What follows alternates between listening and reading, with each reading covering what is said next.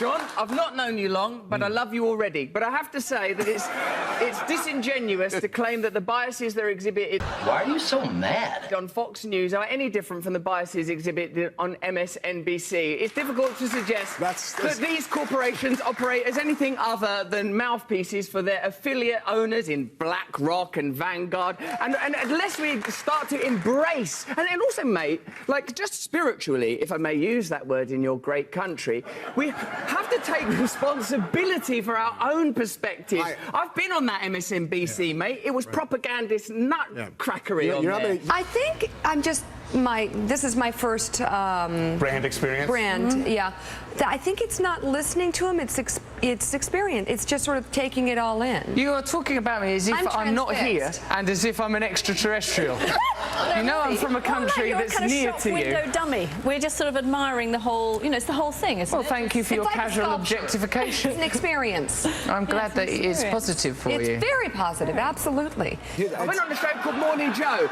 It was absurd the way they carried on. Morning Joe. Yes. Yeah, I don't know what it was. It wasn't morning. There was no one called Joe there. No one could concentrate. They didn't understand the basic tenets of journalism. Confused. You know what happens if you work in media? People like to change the information so that it suits a particular agenda. If you're in a room with people, then what you're saying is clear. If you say something that people are confused about, you can explain it to them then. If you say something as a joke, people can't pretend that you're saying it seriously. So I like having direct communication with people because I believe people are very, very intelligent, but the information gets manipulated a lot and people like to cause, like, you know, fake stirs. No one was willing to stick up for genuine American heroes like Edward Snowden. No one was willing to talk about Julian Assange and what he's suffered trying to bring real journalism to the American people. Did you subscribe? Well, you should. Thank you. Any other questions? Yeah, I'm a little nervous. You've become nervous. Why are you nervous? Really? No, you're a powerful woman. You've got a lovely job. What seems to be the trouble? I don't know. You've got a hair like Princess Diana. Oh, wow. Okay. Well, I've never when she was alive. It wasn't being offensive. Here's a little subtext. Yes. I'm petrified of her, and you have her on her heels. She's just moved down the other end of the table. I absolutely love this. Keep Willie, going. What seems to be the trouble, love? No, I'm good. Well, now we're going to do a bit of therapy. Would you do therapy with Willie Brandt? With who? Willie Brandt. Would you do therapy with him? No. I don't think... Because that's where he's heading. Okay. I'm all right. Yeah. You shouldn't say he when a person is present. You should refer to the person by their name. That's basic good manners. That is where Willie is heading. Who is Willie? I don't know. Okay,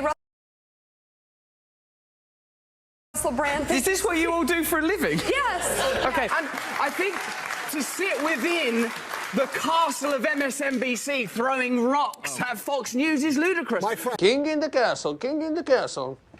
Make MSNBC better. Make MSNBC great again. My friend, I would... The moment... Fight them on a territory you can win on, Joe. Russell, darling.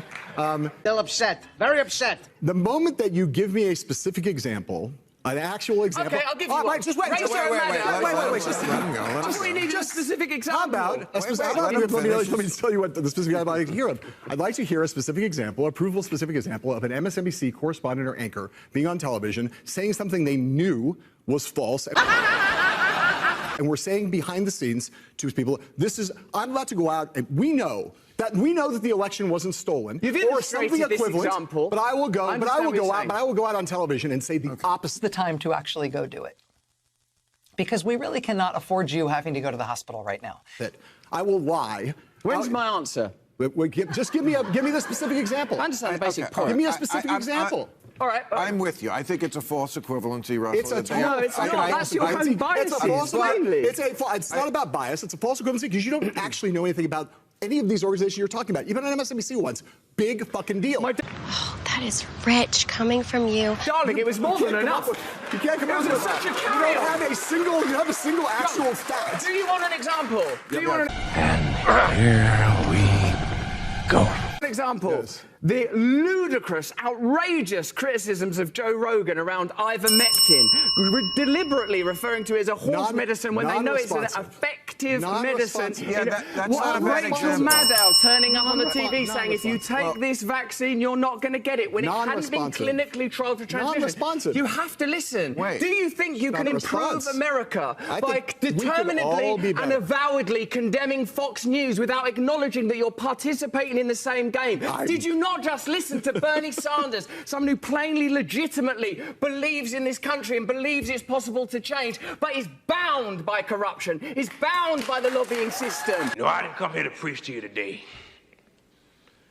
Surely it's clear to you, Bill, as one of the great pundits and experts and comic voices, that systemic change is required. Money has to be taken out of politics. We need new political systems that genuinely represent ordinary Americans so that we can overcome cultural differences. He speaks the truth. And bickering about which propagandist network is the worst is not going to save a single American life, not improve the life of a single American child, not going to improve America's standing in the world, and the world needs a strong America. I'll tell you that. I'll tell you that. So you have an obligation, a duty, not to condemn these people. Seriously, I cannot understand a single word you're saying.